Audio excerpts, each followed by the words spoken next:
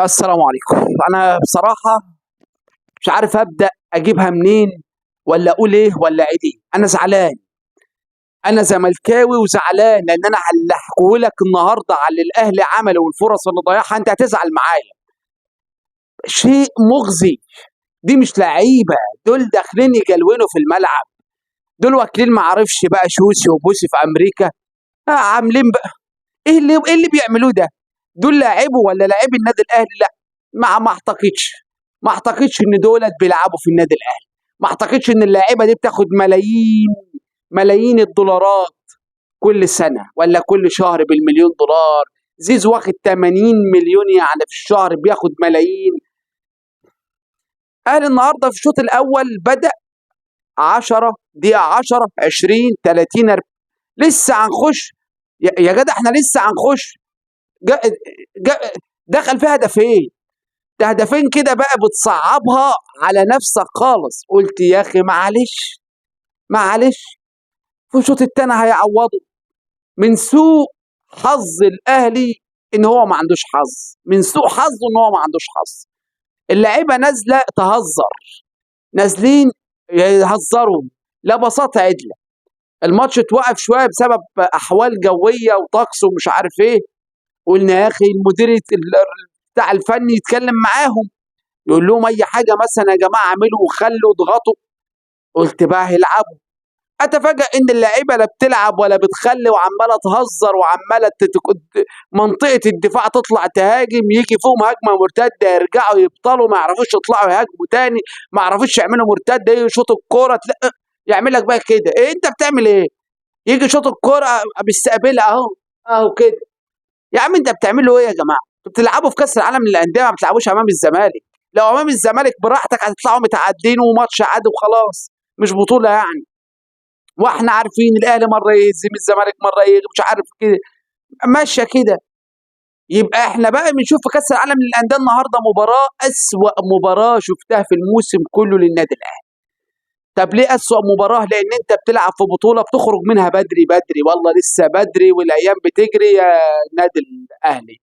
ليه خرجت بدري؟ ليه من البطوله؟ وزعلت جماهيرك ليه؟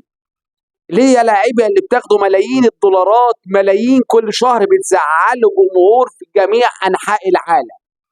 جميع انحاء العالم الناس بتسمعكم ومتابعاكم ومبسوطه بيكم، وكل ما يجي هجمه يسقفوا. انا شايف، كنت في القهوه وشايف والله العظيم، وكل ما تعملوا مش عارف ايه يسقفوا، وانتوا طلعتوا في الماتش التاني ما تسوش.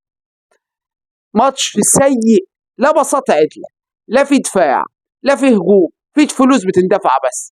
يعني ما فيش الثلاثه دول، لا بس في فلوس بتندفع حبيبي. ادفع فلوس، ادفع فلوس. طب في لعب؟ لا ما فيش لعب. لعبته امام انتر ميامي طلعت 0-0. عوضني بقى في الماتش الثاني بقى. انا عاوز الاخطاء اللي حصلت ما تحصلش تاني. تقول لي اصل في امام عاشور غايب، هو امامي يعني؟ ده انت عندك وسام ابو علي كان لسه جايب 4 اهداف سوبر هاتريك قبلها بكام ماتش في الدوري، في اخر ماتش في الدوري. يعني المفروض نشوف وسام بيفرم. لا، وسام جه بقى قدام بالمراس. اصل الفريق ده اصلا شويه يا جماعه، مش لا كده بتهزروا.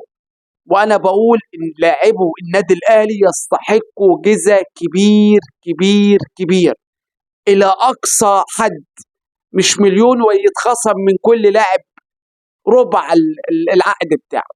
ان هم ضيعوا النهارده اهم فرصه واهم ماتش.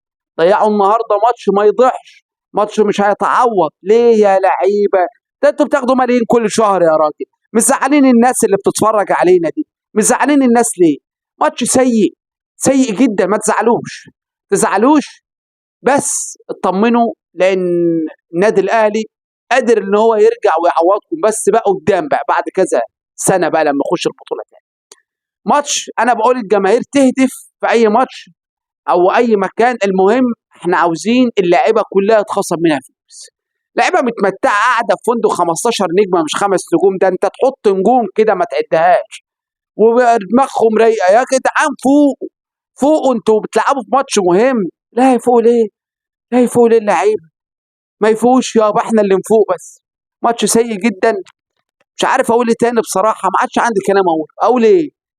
هتكلم في ايه؟ هتكلم على اللعيبه، كل اللعيبه كلهم زي بعض. اقول لك لا ده اصل بيكهام عمل، اصل بن شرقي مش عارف، اصل زيزو خلى، اصل قفشه، ما اتكلمش على لعيبه ولا متكلم على حاجه خالص. جاي النهارده اقول لك ماتش سيء ومباراه ما تتعوضش، وكانت فرصه، واللاعب مش الاهلي نفسه، الاداره، لا اللاعيبه اللي ضيعت. اللاعيبه استهزت بالمباراه واستهزت بالخصم، لما فرحوا بالضغط شويه قال لك لا ده احنا كده باشا البلد، باشا البلد، باشا البلد، ده احنا بنضغط اهو. يلا بقى، يلا ايه يا حبيبي، يلا ايه ده انت بتضغط، انضغط عليك بعدها بدقايق، كنت مهزوم 2-0 في الشوط الاولاني. الفريق التاني بيلعبك في الشوط التاني، هو باشا بقى انا رايق، انا هلعب في الشوط التاني باشا البلد بقى، ما انا اصل انا فايز 2-0، لما اجيب لي كمان واحد ولا اتنين يبقى انا كده الاهلي ما هوش راجع. وطبعا لما المباراه توقف اتفضل الاعلاميين يقول لك يطبلوا، يقول لك اصلا ممكن تتعاد، والمفروض تتعاد ويبقى ظلم لو ما اتعادتش، اصلا لو ما اتعادتش النادي كده لما يجي يلعب تاني لاعبي النادي الاهلي هيبقوا مش مستريحين، الفريق التاني هيلعب بقوه وشراسه، ما هو مطمن وجايب هدفين، بدل ما الاعلام يقول ويناشد اللعيبه تنشف تنزل تلعب وتجيب لها هدفين ثلاثه، يقول لك يا ريت تتلغي المباراه. هو الحل ان انا اهرب بالمشكله ولا احل المشكله؟ مش عارف اقول إيه. هو دي مشكلتنا بقى، احنا بقى الضوء على النادي الاهلي والتطبيل من غير ما نحل المشاكل اللي فيه. اللعيبه عندها مشاكل يا جماعه، لازم تتحل وتخسر منها فلوس ما تتعدش بقى، ما عادش هي الحاجه ياما كده عشان خاطر انا تعبت.